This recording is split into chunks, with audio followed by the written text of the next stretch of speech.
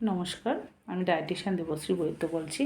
অনেক দিন ধরেই ভাবছি আপনাদের কিছু স্বাস্থ্য সম্পর্কে কিছু টিপস দেব, তো সময়ের অভাবে হয়ে উঠছে না। তো আজকে ভাবলাম যে টপিকটি নিয়ে আলোচনা করব সেটি হচ্ছে ডায়াবেটিস।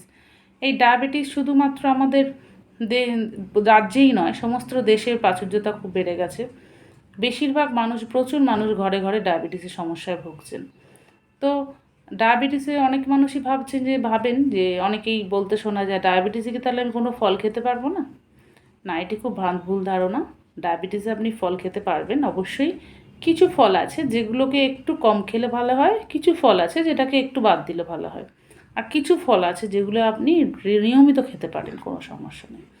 তো কী কী ফল আপনি নিয়মিত খেতে পারেন? তার মধ্যে ধরুন কমলা লেবু, মৌসম্বি, পেয়ারা, খরমুজ, ফুটি, এগুলো আপনি নিয়মিত খেতে পারেন, এতে কোনো সমস্যা নেই। আপেল, পেয়ারা, পাকা পেঁপে এগুলো রাখতেই পারেন। আর তরমুজ, বেদানা, এইসব ফলগুলো, আতা, জলপাই, এগুলো কিন্তু আপনি মাঝে সাঝে রাখবেন, সীমিত পরিমাণে খাবেন, বেশি খাবেন না।